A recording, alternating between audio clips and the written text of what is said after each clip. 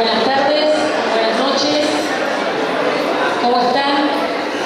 Bueno, vamos a dar inicio a este gran reconocimiento. En principio quiero agradecerle a todos los presentes.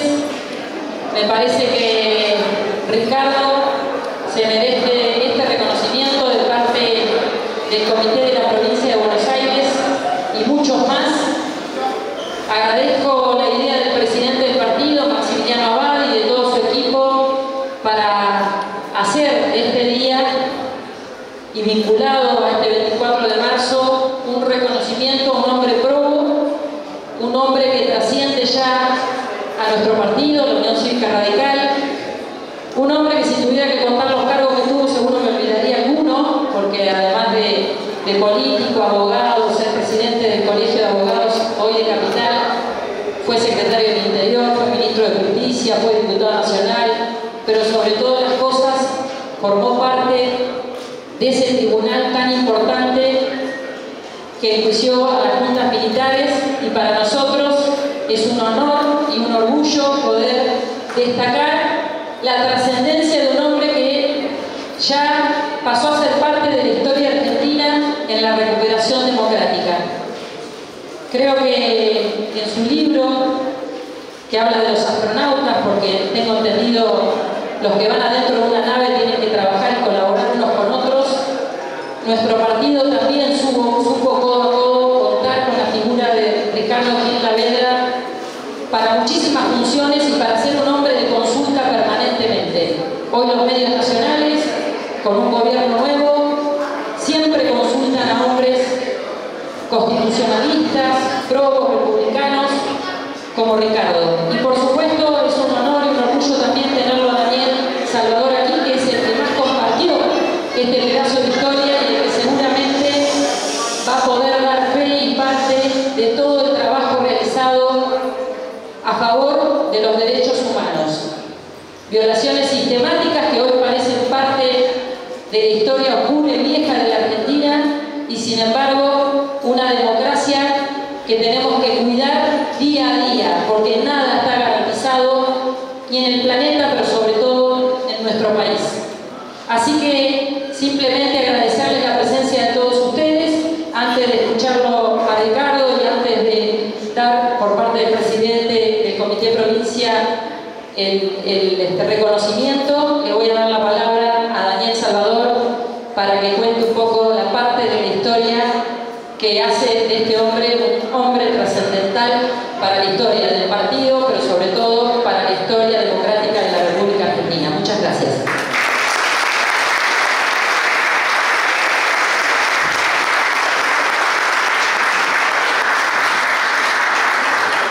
Buenas noches. Bueno, realmente es un gusto, agradezco muchísimo esta invitación, prácticamente para sumarme a la presentación de Ricardo, para escucharlo y para el reconocimiento. Y felicito sinceramente al Comité de la Provincia y a los radicales de la provincia por tener la iniciativa de este reconocimiento, que como bien dijo Alejandra, tan merecido lo tiene Ricardo, pero aparte porque se hace en un momento muy particular, donde cosas que parecían que nunca más iban a volver a plantear, hoy empiezan a aparecer y sin mayores reparos. Todo lo que fue esa gestión de la recuperación definitiva de la democracia, porque ese fue el verdadero objetivo de aquel tiempo, desde ya que encontró en la figura del presidente Alfonsín esa convicción y esa valentía política para llevarlo adelante. Y nada fue improvisado. Alfonsín llega a presidir el país con todo un andamiaje jurídico previo para encarar este tema, con grandes juristas. Hacía falta la decisión política de llevarlo adelante. Y en ese tiempo, por suerte, no existía todavía el teorema de Bagrini. Ese teorema que cuando se acercan al poder quizás ya no llegan con tantas fuerzas o tantas convicciones con las cosas que hay que hacer. Alfonsín lo dijo antes lo concretó en montones de cuestiones, de presentación de habeas corpus, y después cuando tuvo la oportunidad como presidente de concretar esa idea, que era imposible democracia para siempre, con lo que hubiese sido la claudicación ética de no investigar los derechos humanos violados anteriormente. Eso requería verdad y requería justicia. La verdad fue la Comisión Nacional sobre la Desaparición de Personas, la CONADEP, era decirle a la sociedad en forma creíble qué era lo que había ocurrido en Argentina. Y ese informe de verdad generó una verdadera condena moral y sirvió de base para el posterior juzgamiento. En ese posterior juzgamiento hubo una expresión excepcional en el doctor Estracera, que apuntaló de la mejor manera todas esas ideas según siempre el debido proceso. En esas dos frases prácticamente que dice Estracera completa un poco lo que era la idea de todo el gobierno en materia de derechos humanos. Los argentinos buscamos la pacificación a través de la violencia y fracasamos. Buscamos la pacificación a través del olvido y fracasamos. Y ahí se dirige a los jueces y le dice: señores jueces, esta es quizás la última oportunidad. Señores jueces, nunca más. Y ahí se esperaba los jueces, la actitud de los jueces. Y allí encontró en esa Cámara, que orgullosamente podemos decir conformó con otros el doctor Ricardo Gil Saavedra, la decisión, la calidad jurídica, el apego a las leyes para llevar adelante un juzgamiento dando el derecho a la defensa y condenas realmente ejemplares. Y en ese mismo tiempo, muy importante resaltarlo ahora, por eso es tan importante escucharlo a Ricardo, también, así como hubo un decreto del presidente que ordenó el juzgamiento, el procesamiento de las juntas militares, también los hizo en relación a los jefes guerrilleros. Y así fue, y hubo quienes pudieron ser condenados porque los pudieron ubicar, como el caso de Firmenich, el caso de Obregón Cano, pero también hubo persecución judicial para poder dar con los demás que estaban exiliados, que estaban fuera del país. Y esa fue una página extraordinaria, que no miró para un solo lado, que miró como correspondía con las responsabilidades, muy especialmente, por supuesto, en aquellos que habían jurado por la Constitución, que son en definitiva quienes tenían el poder, en todo caso, para combatir los hechos de delito. Con el correr de los años, quizás esta que fue una de las mejores páginas de la historia argentina, cerrando verdaderamente un capítulo con la verdad, con la justicia, lamentablemente en tiempos del kirchnerismo ya empezaron a desvirtuarlo. Se empezaron también con ciertos sectores de izquierda, con ciertos sectores de derechos humanos, poner en cuestionamiento temas que estaban fuera de toda discusión.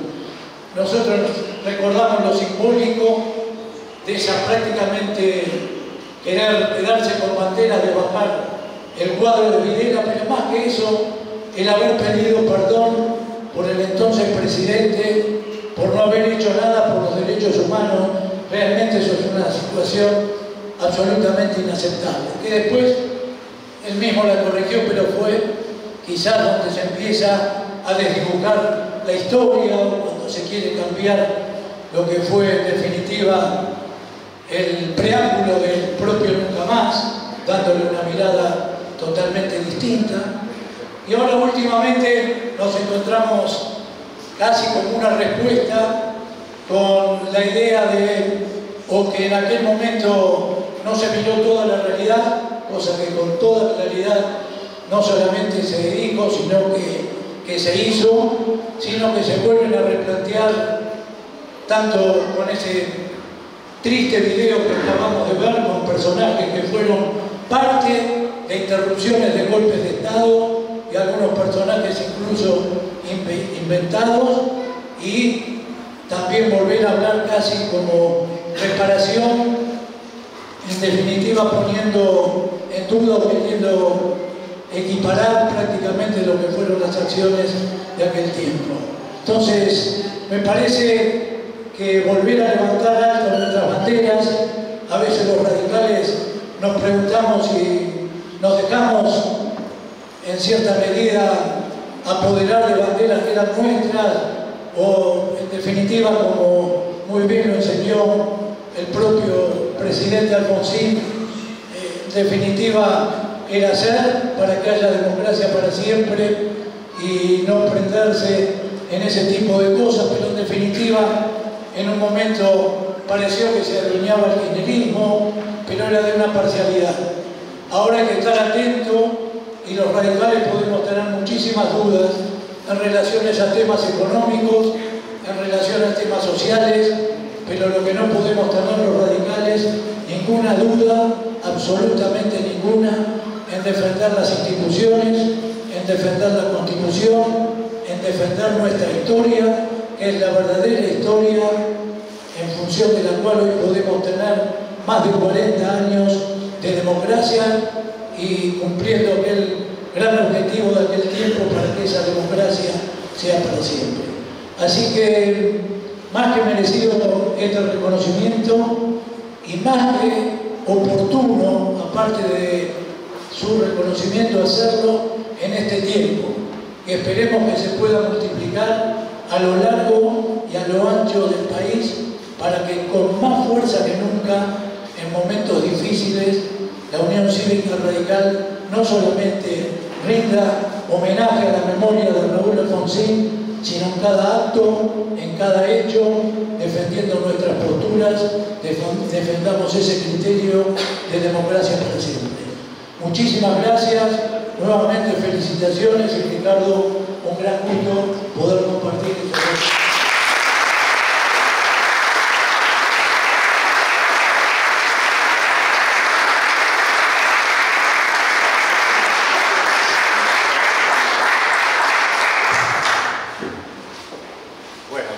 Buenas tardes a todos y a todas. Desde ya, muchísimas gracias por haberse acercado esta noche a la Casa Radical. Estoy muy contento de poder estar en este sitio junto a todos ustedes, agradeciéndole por supuesto a Max y a Bar, a todos los que nos acompañan, a Daniel, por sus palabras. Desde ya, quiero aclararles que yo individualmente no soy merecedora de ningún reconocimiento. Creo que el reconocimiento se merece a muchas personas, a muchos episodios que contribuyeron a esa gesta que se inició en el año 1983 respecto al afianzamiento de la democracia y los derechos humanos.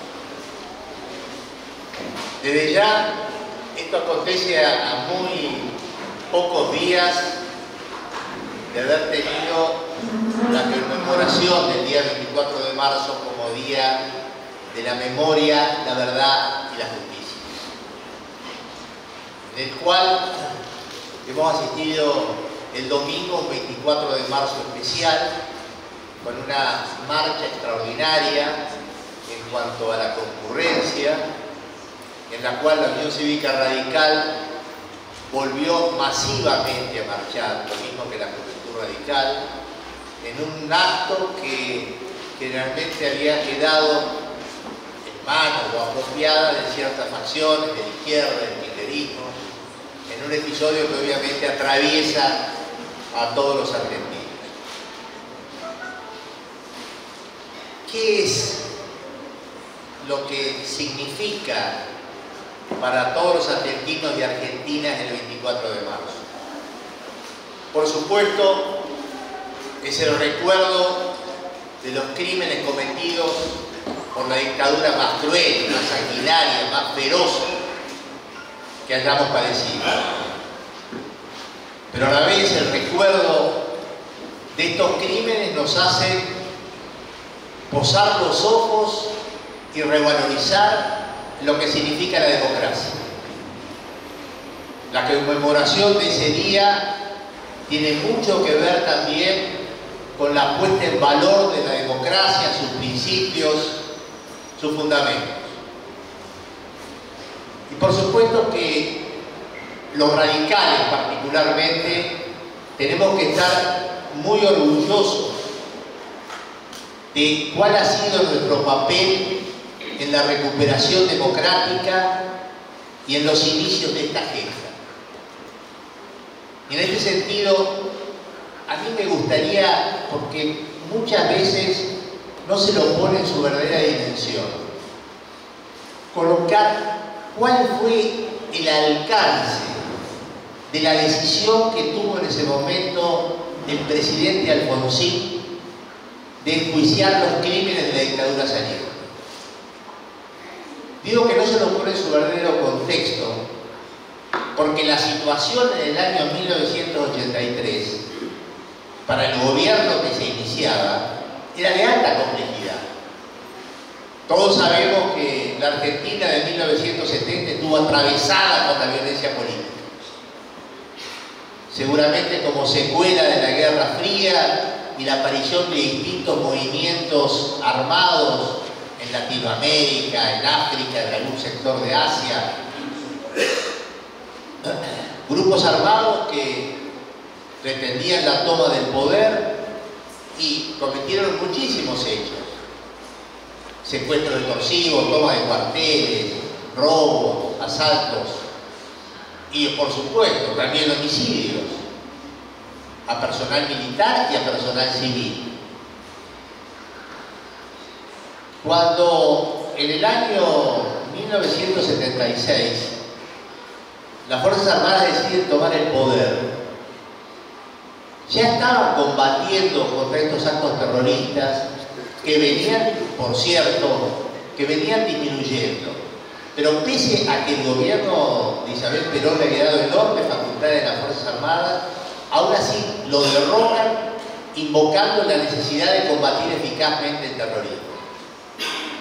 Y una vez que asumieron el poder, establecieron un plan criminal que consistía en secuestrar a las personas que estuvieran sospechosas de estar vinculadas con el terrorismo, torturarlas salvajemente para obtener información, violar a las mujeres detenidas, robarle las pertenencias, apropiarse de los chicos que nacían en cautiverio y por fin o legalizarlas, como se llamaba, sometiéndolas a un Consejo Supremo, a un Consejo Militar o a disposición del Poder Ejecutivo, algunas puestas en libertad y al resto lisa y llanamente asesinarlas en secreto, clandestinamente, mintiéndole a los jueces, mintiéndole a los estados extranjeros que se interesaban por ellos y mintiéndole a los familiares. El nacimiento de las asociaciones de derechos humanos de la década del 70 y particularmente el movimiento de las madres de Plaza de Mayo son las madres que van a preguntar por sus hijos y ante el muro de silencio, ante las mentiras que le daban los militares que habían organizado una oficina para mentirles, organizan esa famosa vuelta alrededor de la Plaza de Mayo como una señal de protesta ante la falta de información. Cuando las Fuerzas Armadas pierden Malvinas y se abre la etapa democrática, surge ahí, bueno, ¿qué se hace con ellos? Y yo debo decirles que el tema de la posibilidad de juicio no estaba en la agenda política. La multipartidaria, la reunión de los partidos políticos que se hizo en febrero de 1983. ¿Qué se reclamó? No reclamaban juicio. Es más, algunos dirigentes políticos cuando salieron y declararon a los diarios no va a haber Nuremberg en la Argentina. ¿Qué reclamaban? Que se supiera qué pasaba con los desaparecidos, las listas, que dijeran dónde están. Las propias organizaciones de derechos humanos alentaban, por un lado, la esperanza de que no estuvieran muertos. La consigna de aquella época, para los más viejos como yo, era aparición con vida, castigo a los culpables. ¿Qué padre y qué madre va a aceptar que su hijo o su hija esté muerto? Todos tenían la esperanza de que cuando hubiera un gobierno constitucional iban a aparecer en algún lado. los tienen en un cuartel en Formosa, están escondidos en tal lado. Pero se negaban a reconocer la posibilidad cierta de que estuvieran todos asesinados. Por otro lado, nadie en la Argentina del 83, de lo que hoy denominamos Círculo Rojo, quería juicio. Los empresarios no querían juicio. Los militares querían premios por haber recordado su versión, pero no ningún juicio. La Iglesia, reconciliación. ¿Qué juicio? Los medios de comunicación más importantes, porque esto se deja de lado, no digamos los medios pro-militares, la prensa y otros que había en ese momento, pero los medios más importantes, bueno, militaban por la amnistía, militaban por la reconciliación, con el argumento, hay que cuidar la democracia, no miremos para atrás, eso nos divide, que no vayamos al desencuentro de los argentinos, miremos al frente. Es decir, ¿qué juicio? Nadie hablaba de juicio, nadie hablaba de juicio. Desde ya, como ustedes saben también, cuando sube Raúl Alfonsín, es el primer país de Sudamérica que recobra la democracia. Pero había dictadura en Uruguay, estaba Pinochet en Chile, estaba Stroessner en Paraguay, dictadura en Bolivia, dictadura en Colombia, dictadura en Brasil, dictadura en Perú. Es el primer gobierno civil que sube en América del Sur. En consecuencia, lo natural, lo razonable, lo esperable, lo que normalmente tenía que suceder es que en la Argentina no pasara nada. No había ningún precedente en el mundo. Cuando les digo ningún precedente en el mundo, es ninguno. Ninguno. Ni un emeritoquío fueron juicios militares de las potencias vencedoras a los vencidos. El caso de los coroneles griegos de Caramanli también fue un juicio militar y por rebelión. El caso de Salazar en Portugal del 76 fue a una dirección de inteligencia, pero no por hechos de lesa humanidad, sino por algunos hechos puntuales. No había ningún precedente. Y la Argentina, por el contrario, tenía una larga tradición de amnistía. 25 amnistías generales tenía la Argentina en ese momento. Para colmo, había obstáculos jurídicos que hoy parecen menores, pero que en aquel momento eran enormes. Los militares, antes de irse, han dictado una ley de autoamnistía. Y de acuerdo a la ley, tengan en cuenta, estamos hablando en un momento en el cual no hay convenciones internacionales de derechos humanos vigentes. Recién el gobierno de Alfonsín la ratificó. Recién la ratificó el gobierno de Alfonsín. Pero las categorías que hoy manejamos, a los que tienen derecho de delito de lesa humanidad, y un cogen, infectibilidad, eso no existía. En consecuencia, había una norma que ahora tiene rango constitucional en el momento de la legal del Código Penal que dice que si hay una ley intermedia entre el momento de comisión del delito y la sentencia más favorable, siempre se aplica. En consecuencia, cuando el candidato justicialista, Ítalo Luder, decía, no me gusta la amnistía, pero aunque la derogue, sus efectos van a ser igual porque es la ley intermedia más favorable. Es decir, este es un capítulo cerrado aunque no me guste. Ojo, que es el candidato que contaba con las mayores posibilidades de éxito. Normalmente todos decían de que era imposible vencer al justicialismo en esas elecciones. Y esa era la postura oficial. Y Ítalo Luder sacó el 40% de los votos en las elecciones. Los que votaban sabían que votaban amnistía. Por eso, la decisión de Alfonsín en ese momento es contra la corriente, es totalmente disruptiva, es el que patea el tablero, hace lo que no estaba establecido. Repito, esto no estaba en la agenda. La posibilidad de enjuiciar a los máximos responsables fue una decisión anómala. Por cierto, también tenía el gobierno, el nuevo gobierno democrático, la responsabilidad del gobierno de transición. Es decir, una cosa es decir, voy a juzgar, y otra, incumplir la regla básica de un gobierno de transición, que es poder entregar el poder a otro gobierno, así que no lo golpeen, no lo golpeen. Tengan en cuenta que los autores de los crímenes estaban en actividad, es decir, no estaban retirados, es decir, que estaban todavía al mando de tropas, de regimientos, de cuarteles, etc. Y, por supuesto, surgía un nuevo gobierno civil, nada más que con la fuerza del voto popular, pero las armas estaban del otro lado. Por eso la decisión de Alfonsín de enjuiciar limitadamente, yo creo que si uno tuviera que decir cuál fue la estrategia, fue mucha verdad, la CONADEP es un claro ejemplo, y una justicia limitada a los máximos responsables, porque tenía también Alfonsín la responsabilidad de no arriesgar lo más preciado, que es el régimen democrático. Por cierto, no me voy a extender en lo demás, una sola palabra respecto de esto. Una pequeña diferencia con Daniel. Esto no está planificado. Alfonsín toma la decisión, pero no hay una estrategia acabada sobre cómo llevarlo a cabo.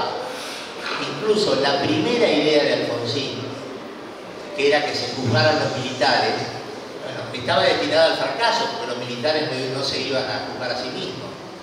Por eso yo creo que sobreviven luego varias circunstancias afortunadas que se dieron, pero que pudieron no darse. Una circunstancia afortunada con ADEP. Primera comisión de la verdad del mundo. Primera comisión de la verdad del mundo.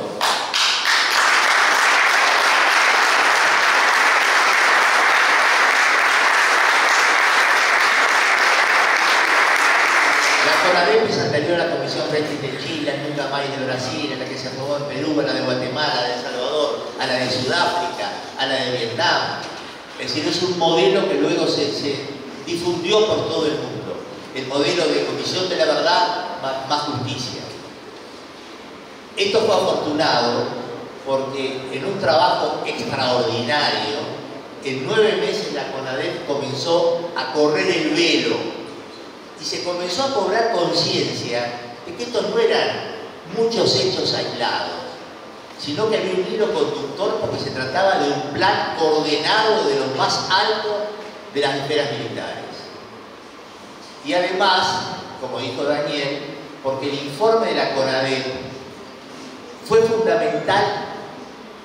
¿Para qué dentro del juicio? Para que se pudieran escoger los casos paradigmáticos que el fiscal, que Julio Trasera, seleccionó para el juicio. Para los que vieron 1985, que aparece que un grupo de chicos contratados por el Trasera, que eran extraordinarios, esto yo no lo pongo en duda, eran muy buenos, salían a buscar las pruebas, bajan de un colectivo, van a Jujuy, van a Mendoza, y traen, mentira. Los hechos paradigmáticos se los hizo la CONADEP, Julio, porque no había otra manera de hacerlo, lo que tenían la expertise, el conocimiento para buscar un grupo de casos representativos por arma, por fecha y en todo el país. Eso no lo podían hacer los chicos, eso tenía que hacerlo quienes habían tenido contacto con los legados. Otra circunstancia afortunada fue el Congreso, porque el Congreso fue el que introdujo al proyecto de ley que mandó Alfonsín de reforma del Código de Justicia Militar la posibilidad que el Tribunal Civil se abocara, es decir, que le sacara la causa al Tribunal Militar. Si no hubiera existido esto, hubiera sido imposible. Circunstancia que se dio y pudo no darse. Otra circunstancia afortunada, ahora sí el abocamiento. La Cámara Federal, cuando el Consejo Supremo le contestó ya que tenía que investigar a las víctimas y que las órdenes aparecían como inobjetables, se abocó. Pero pudo no haberse abocado. Le pudo haber dado, bueno, infórmeme dentro de 6 meses, como sigue, como se hace en tribunales. Se patea para adelante a ver si los hechos se van acomodando. No lo hizo el tribunal. decidió abocarse. Otra circunstancia afortunada. Otra circunstancia afortunada. Por eso digo que esto no estaba planificado. Bueno, la arquitectura del juicio, la organización, porque sinceramente les confieso, cuando nos hicimos cargo, bueno, y vimos las montañas de papeles, montañas, hubo que acondicionar un salón enorme con estantería para poder colocar todos los expedientes, porque al juicio de las juntas militares se le agregan todos los expedientes que se habían iniciado de habeas corpus durante la dictadura, más los expedientes de privación ilegal de libertad, más los expedientes de los tribunales militares, más los reclamos de las naciones extranjeras. Era una cantidad de papeles impresionante. ¿Y cómo se juzga ahí? Y la verdad, no hay antecedente de cómo se juzga una cosa así. La primera duda es si aplicábamos el código de procedimiento en materia penal, que era lo que lo utilizaban los tribunales civiles, o el código de justicia militar. Y nos optamos por el código de justicia militar, pese a que era literalmente inaplicable, porque era para el juicio sumario en tiempo de guerra, es un juicio en el campo de batalla, con plazo de minutos, inaplicable para eso. Entonces, bueno, pero tenía una audiencia oral. Bueno, vamos a una audiencia oral, adecuando las normas del Código de Justicia Militar a nuestro piacere para garantizar la defensa. Si no, era imposible darle un plazo de ese tipo. Pero es otra circunstancia afortunada, que hubiéramos optado por un enjuiciamiento oral, por la publicidad del juicio y por la rapidez. Y la tercera es esta de los hechos puntuales. De lo contrario, no hubiéramos podido juzgar miles y miles de hechos. En cambio, por eso, si el fiscal escogía un grupo, nosotros podíamos eso juzgarlos en un plazo relativamente breve. Digo plazo relativamente breve porque el juicio de las juntas militares duró 14 meses. 14 meses.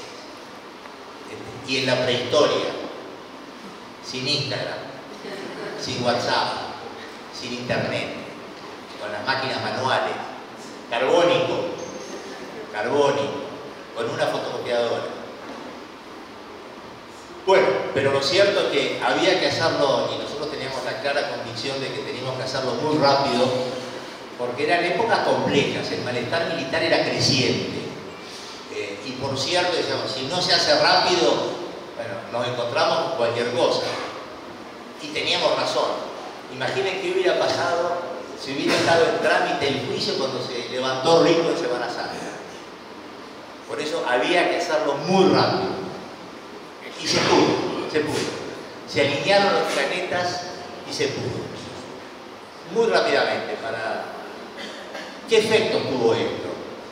En el plano externo, en el plano internacional, un impacto enorme. El juicio de las juntas militares creó lo que hoy se denomina la justicia transicional, la justicia retroactiva, que no existía en esos términos antes, no existía.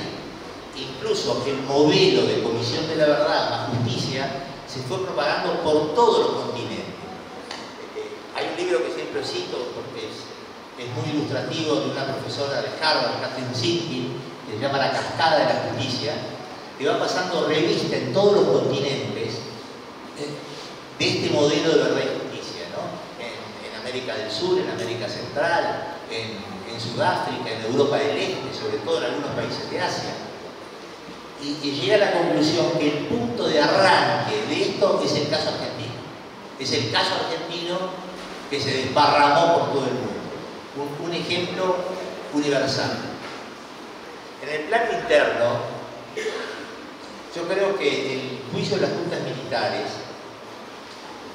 permitió que la democracia comenzara a construirse sobre la base del imperio de la ley, del principio de no impunidad, que hasta el más poderoso tenía que rendir cuenta de sus crímenes frente a los jueces. Y esto materializa una regla básica de la democracia. Todos somos iguales ante la ley.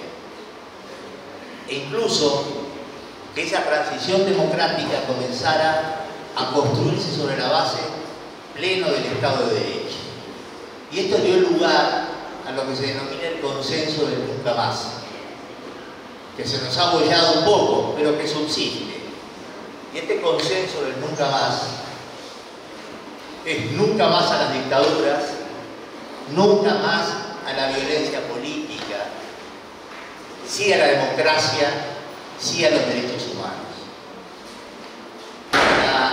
La decisión de Alfonsín hizo que la democracia también comenzara a construirse emparentada claramente con los derechos humanos. Colocó a la cuestión de los derechos humanos en la agenda política.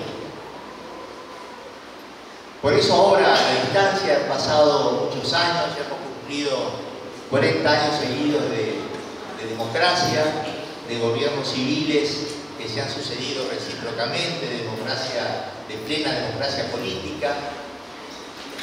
Yo creo que es muy importante, decía, que sigamos revalorizando el sistema democrático. Por supuesto, hay dificultades que no padece solamente la Argentina, sino el mundo entero. Tengan en cuenta que por primera vez en los últimos 20 años, los regímenes autocráticos superan las democracias en el mundo. A esa primavera democrática que sucedió a las 3 olas de democracia, la de Europa del Sur en el 70, Latinoamérica en los 80, Europa del Este en los 90, y que cuando culminaba el siglo había más democracia que autocracia. Eso se ha ido revirtiendo. Ahora hay más formas de autocrática que regímenes democráticos. Dicho en forma lata, porque dentro de cada una hay sus divisiones, ¿no? Democracias más plenas, más imperfectas. Y por cierto, otro fenómeno es la aparición de los movimientos de ultraderecha en el mundo. Vox en España, Le Pen en Francia, Meloni en Italia, Polonia, Orbán, Hungría, Austria. Un partido neonazi acaba de tener una representación parlamentaria del 20%. En Países Bajos se espera la posibilidad de un partido de ultraderecha en las próximas elecciones. En las recientes de Portugal, el partido de ultraderecha sacó el 20%. América Latina, Bolsonaro, Trump, incluso en la democracia. Bueno, son todas cuestiones que han ido apareciendo y que no son, repito, no nos pasa a nosotros solos. Y desde ya, que me parece que las elecciones del año pasado han demostrado la brutal crisis de representación. Es decir, cuando una gran mayoría no se ha sentido representada por las formas tradicionales y ha votado por otras opciones. Por cierto, yo creo que esto, mirado de cara al futuro, lo que me dice también Daniel, nosotros somos un partido político que nació, creció y se desarrolló sobre la base del respeto a la Constitución, al federalismo y a los derechos. Eso está en nuestro ADN. Y si al radicalismo le tocó liderar la recuperación de la democracia, hoy le toca mantener ese papel de defensa del sistema democrático. Y defender la democracia hoy en día es defender la Constitución, el Estado de Derecho y obviamente los principios que fundan una democracia, que es el pluralismo. En una democracia hay diversidad de opiniones porque somos distintos. En las dictaduras hay uniformidad, en la democracia hay uniformidad, muchas disformidades. Pero esto es apuntando obviamente a la posibilidad de arribar a acuerdos, de arribar a consenso. Y para esto hace falta no quererse dueño de la verdad, sino que cada uno en su diversidad posee parte de la verdad. Y solo a través de la deliberación, del diálogo, de la discusión, se pueden arribar a los acuerdos, a los consensos que permitan a cualquier país trazar políticas a mediano y a largo plazo. Y esto se llama tolerancia. Tolerancia hacia las ideas ajenas. Este es un principio democrático básico. Y por supuesto, hay A mí no me cabe ninguna duda, como a todos ustedes, que una gran mayoría de la sociedad argentina el año pasado ha votado cambios económicos que tienen que ver a lo mejor mayor regulación del Estado, cambiar algunas determinadas formas para que tengamos una economía más competitiva, en fin, está claro que hay un sentido de cambio. Pero este cambio solo puede hacerse dentro de los márgenes que marca la Constitución. Lo que da estabilidad y previsibilidad a un sistema político es la Constitución, porque marca el camino, un sendero ancho. Podrán venir gobiernos más de izquierda, más de derecha, más progresistas, más conservadores, no importa, pero siempre dentro de los márgenes del camino. Esto es importantísimo recordarlo siempre. Los cambios que se quieran, pero dentro del marco de la Constitución y del Estado de Derecho. Por eso, queridos amigos, yo creo que seguimos teniendo enormes desafíos para el presente. Y el enorme desafío es que así como recuperamos la democracia, tenemos la obligación de mantenerla. Tenemos la obligación de defenderla.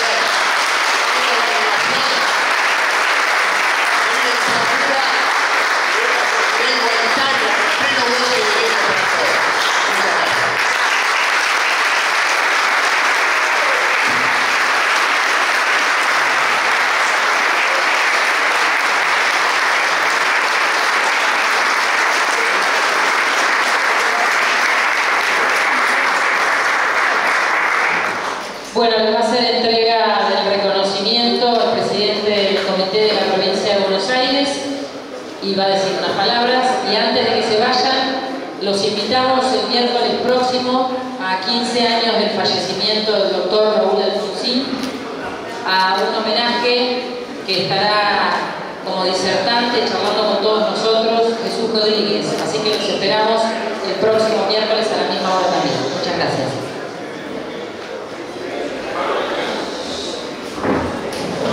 Muy buenas noches a todos. Creo que no hay mejor oportunidad desde el Comité de la Provincia de Buenos Aires, junto a dos hombres que han trabajado mucho por la democracia, por la verdad y la justicia. Y este reconocimiento a Gil Lavedra, a Ricardo, llega en un momento absolutamente oportuno, en un momento en el cual nuestra sociedad está atravesada nuevamente por un debate que no es del pasado, sino que es del presente y tiene consecuencias hacia el futuro. La sociedad argentina y nuestra historia está plagada de fechas que han sido una bisagra y de la cual ha habido un antes y un después. Por eso un partido como el nuestro, que debate, que discute, que sintetiza posiciones, pero fundamentalmente que construye futuro, no puede estar ajeno a este debate ni a las posiciones que hay que tener.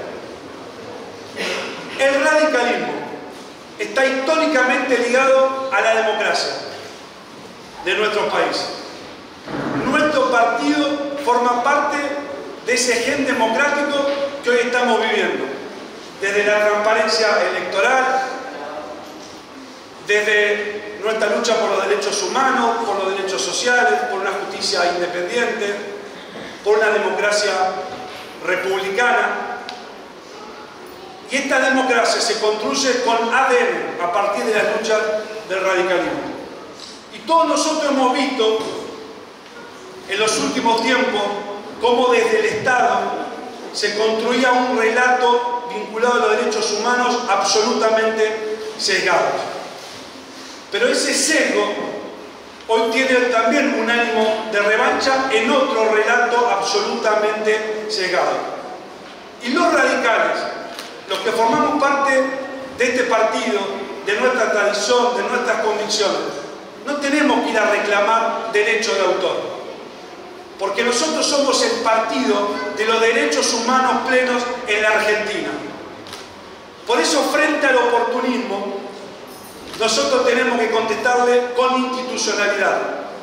Frente a los agravios injustos, nosotros tenemos que contestarle con compromiso cívico. Y frente a los discursos vacíos, tenemos que contestarle, como hoy se hizo muy bien acá, con Daniel, con Ricardo, con argumentos. Por eso, nada mejor que este reconocimiento. Nada mejor que poner en valor el activo del radicalismo en la lucha por los derechos humanos. Nosotros hoy venimos acá no solamente a homenajear a Ricardo por su lucha que consolidó y ayudó a afianzar la democracia a partir de la verdad y la justicia, sino también por una historia repleta de coherencia, por una historia repleta de decencia y por una historia repleta de compromiso cívico. Nosotros hoy homenajeamos a Ricardo, pero lo que tenemos que sentirnos honrados de que hoy esté acá con nosotros y que podamos haber escuchado de su propia palabra nuestra historia de defensa de los derechos humanos, que en la antesala para seguir forjando una lucha permanente en este sentido somos todos nosotros. Es el radicalismo de la provincia de Buenos Aires. Por eso, Ricardo, muchas gracias por estar acá. Esto es poner en un papel lo que todo el mundo sabe, que tu compromiso con la democracia, con la república, con los derechos sociales y con los derechos humanos, que son tan caros a la historia de la Argentina, pero que son parte de nuestro activo, de nuestro patrimonio, para enfrentar un futuro que es impredecible, pero que los radicales tenemos claro cuál es nuestra guía, que la ley, la Constitución, la república y la lucha permanente, como decía Alfonsín, por la libertad y la igualdad. Muchas gracias por estar aquí.